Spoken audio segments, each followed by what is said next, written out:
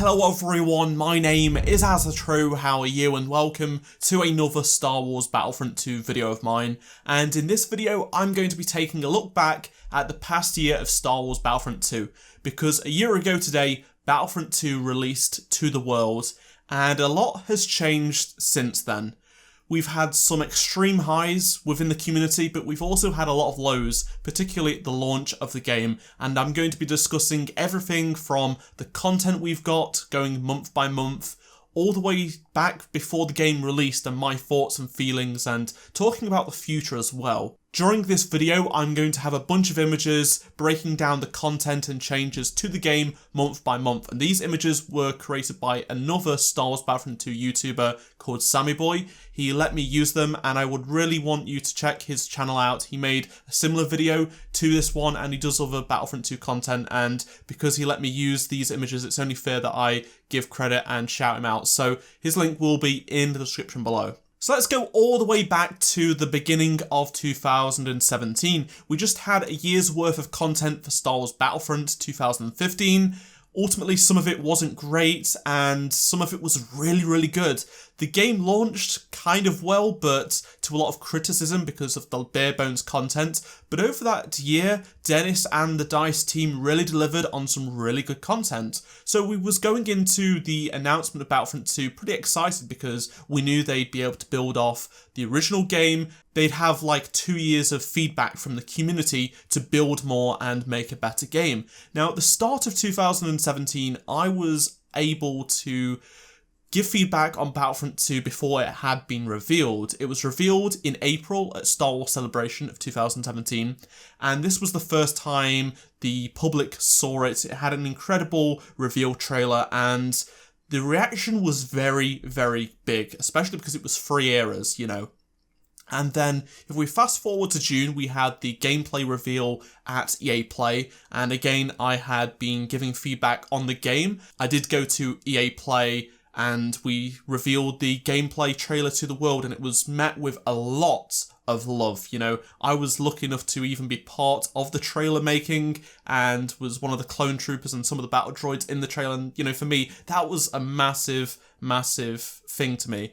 And everything was looking good. We went into Gamescom a few months later with the Starfighter Assault reveal, and although it wasn't as popular because most people tend to care about their ground combat and heroes, it was still going into a beta with a positive reception. The beta released, and again, it was pretty positive, but there was going to be a loot crate system implemented, and then at the start of November, a bunch of us went to DICE yet again to record all of the launch content, and, you know, from the single player to the multiplayer, everything.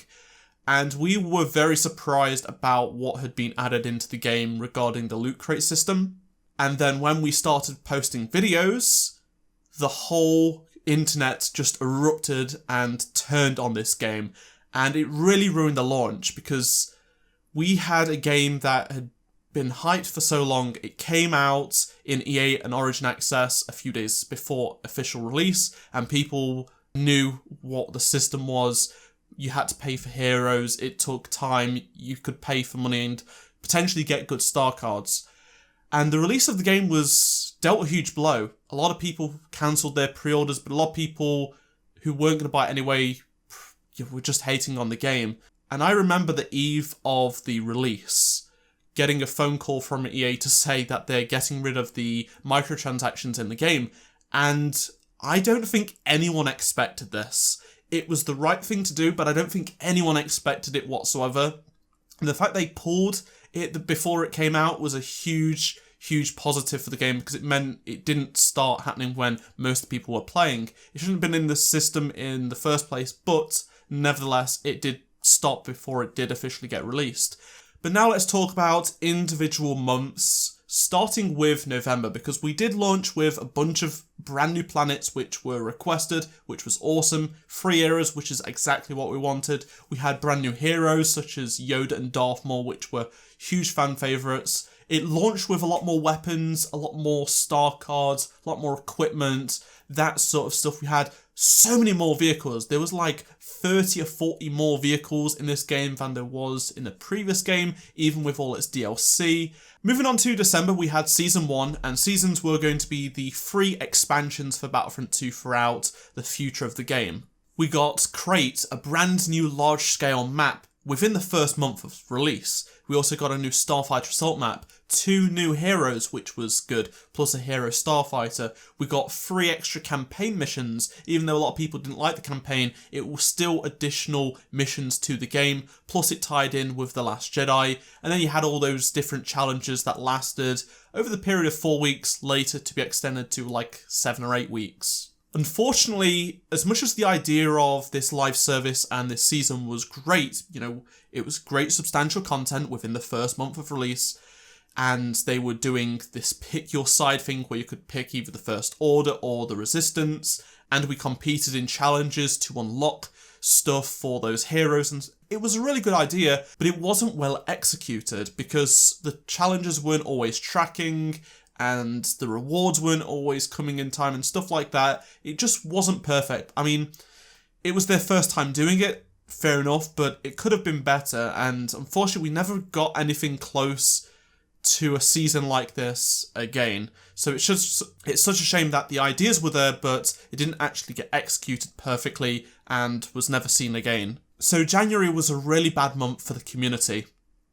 Disney had basically banned EA and DICE developers from talking about the game, so for about 6 or 7 weeks we basically got no info. After The Last Jedi content came out, that was it. We basically heard nothing other than a couple of posts here and there talking about the challenges. It was silent for over a month, and it was horrible. We did get Iden Versio's TIE Fighter as a new villain starfighter, and we also got Crate for Blast, but that was it. That was the first proper release after The Last Jedi season. Just a map that was already in the game for one game mode, and a really basic hero starfighter. February came around with Jetpack Cargo, which was interesting, but not enough. It was only there for like 2 weeks as well. We did get the Hoth skins for Luke, Han and Leia, but we had those in the previous game, so a lot of people were quite disappointed. We did also get 6 new maps added to Arcade, which really should have been there from launch, to be honest. So there again, there was nothing substantial, because most people don't play Arcade, not everyone liked Jetpack Cargo, and at the end of the day, it was just 3 hero skins. So another month where there was not that much.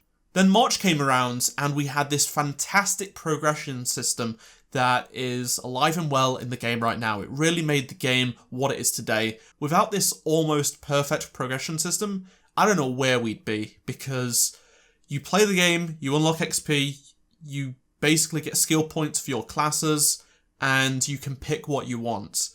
And it was really generous with the people that had unlocked crafting parts from the old progression system, and the new progression system is fine the way it is right now. It's great. New players and old players can progress just how you want to. We also did get Administrator's Palace from the previous game, which was a nice addition. It was welcomed, but unfortunately it was just a small map, and that was it. And then they also did unlock all the heroes for everybody as well. So if you hadn't purchased, even when they lowered the credits requirements for, say, Vader, they basically unlocked all the heroes for free for everyone regardless.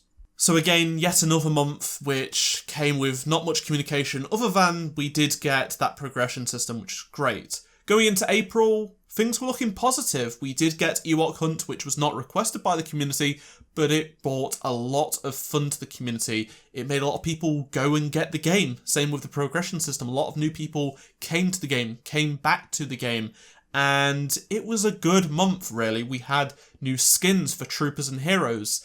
We didn't expect this amount. We didn't get any clone skins, unfortunately, but it was a good start. It was a taste of things what was to come, and ultimately it was a decent month overall. We got a lot more communication for the game, and things were looking good.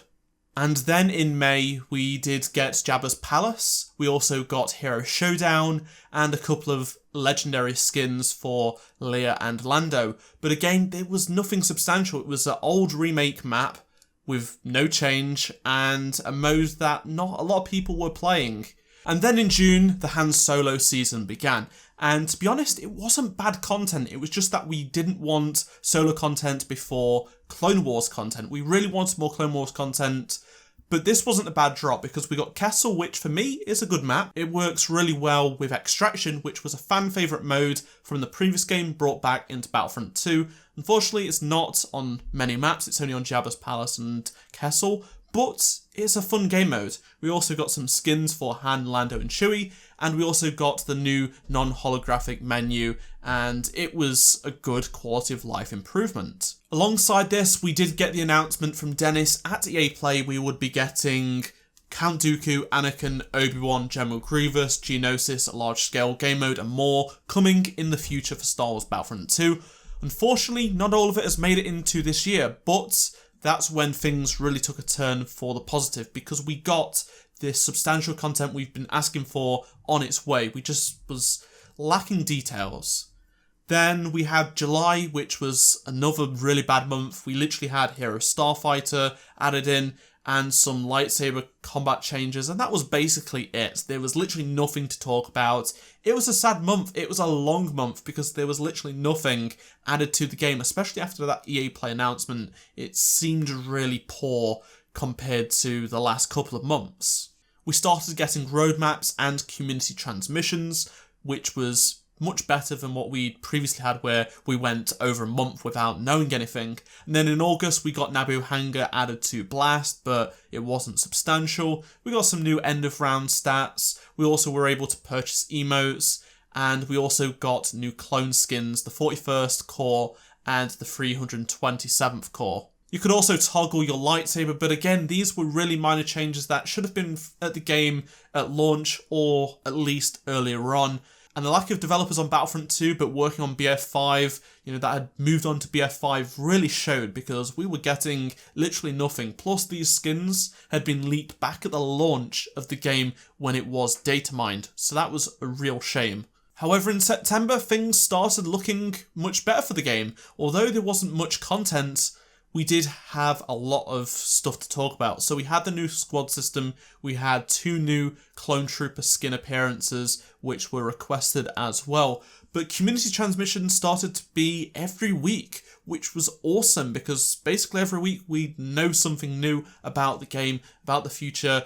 It was just much better from the start of the year where January, February, March, where we'd literally hear nothing for weeks.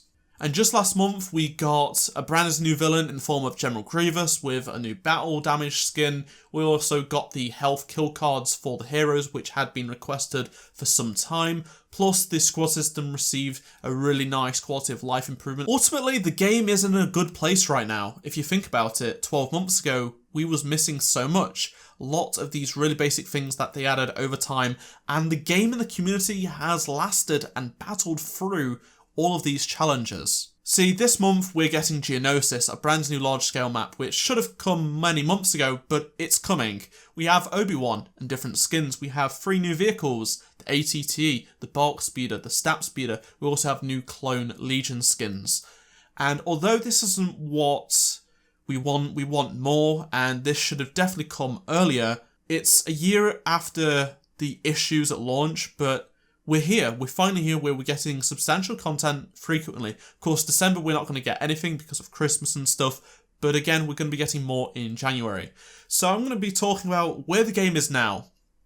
The community has grown. Believe it or not, the community's gotten bigger. The subreddit is really active. It's like one of the most active subreddits in the world. It's like the 4th highest in video games or something like that. It's pretty awesome to see that happening. We also have a bunch more devs coming off Battlefield 5 and moving back onto Battlefront 2. Some of them have even been working on Battlefront 2 for a few weeks or months now. We've had some incredible creations come out of the community, from cinematics to photos and more. It's not where it should be, but the community is doing well. I think compared to a lot of what people expected it to be, it's doing so much better, and I'm glad it's still going. I'm glad there's still people out there wanting to watch YouTube videos, wanting to watch live streams of the developers, because hopefully they're coming. Ben has been teasing some sort of stuff for quite some time. It's such a shame it didn't happen earlier, but with that community update video for General Grievous, that was awesome, and hopefully we get another one in November for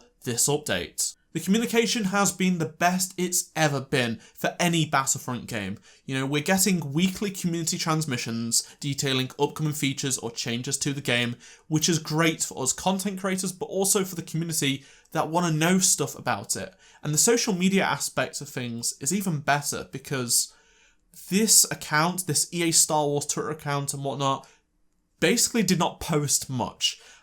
It was part of the Disney silence probably and stuff like that, but in the last couple of months, it's been posting regularly. It's always not long after when the community transmission or roadmap drops. You know, we've had a roadmap every month since July. This month, we're not going to be getting one because they're adding more to it, apparently, and we'll probably get one in December. But we've literally had a roadmap update every month, which was good. I didn't expect that. I thought we'd get one every month or every 6 weeks, something like that.